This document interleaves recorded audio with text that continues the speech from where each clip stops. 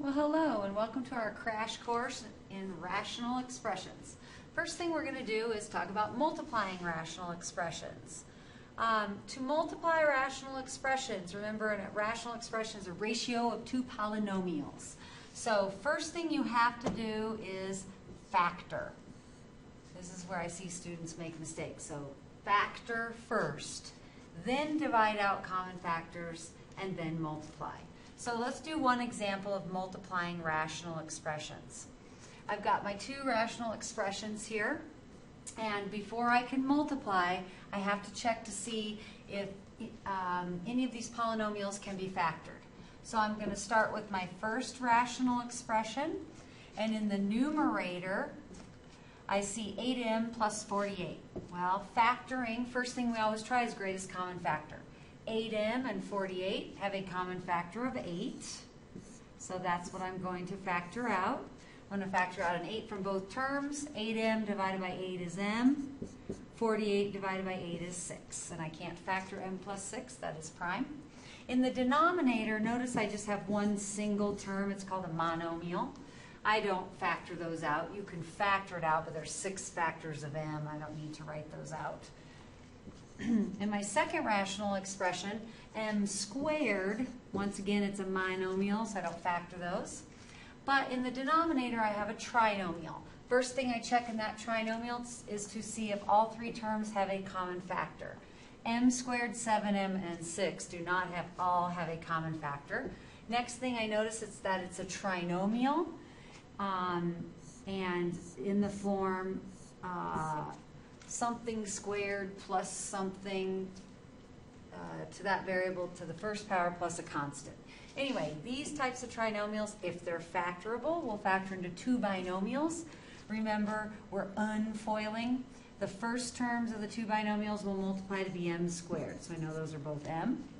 The last terms will multiply to be 6. It's positive, and I notice that the middle term is positive. That tells me that when I have two positive numbers that multiply to be 6, and remember they add up to be 7, which is 6 and 1.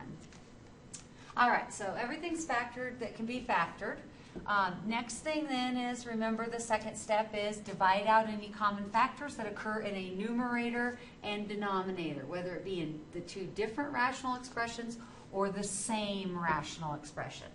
So if I check the numerator of my first one and the denominator of my second one, I see that I have a common factor of m plus 6. So I divide both of those by m plus 6. Going diagonally again, I see the denominator of my first fraction has 6 factors of m, and the numerator of my second one has 2 factors of m. So I'm going to divide both of those by m squared. So m to the 6th divided by m squared is m to the 4th, or I'm removing 2 factors of m. M squared divided by m squared is 1. Okay? Last thing is I check numerator and denominator of the same fraction.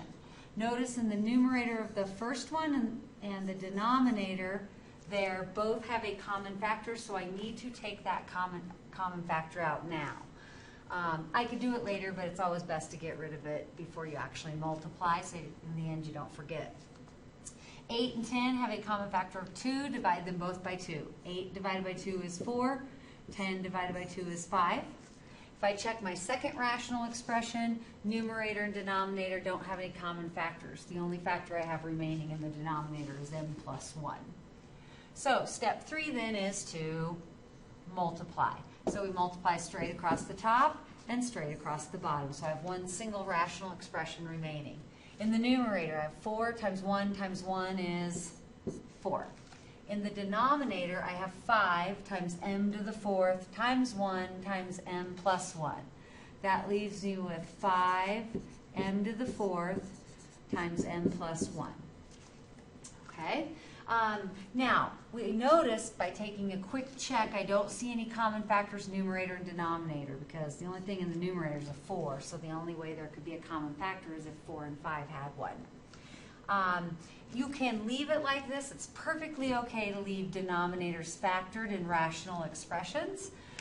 You could distribute the 5m plus 4, but that's just an extra step that we don't need to do. So here is my simplified product of those two rational expressions.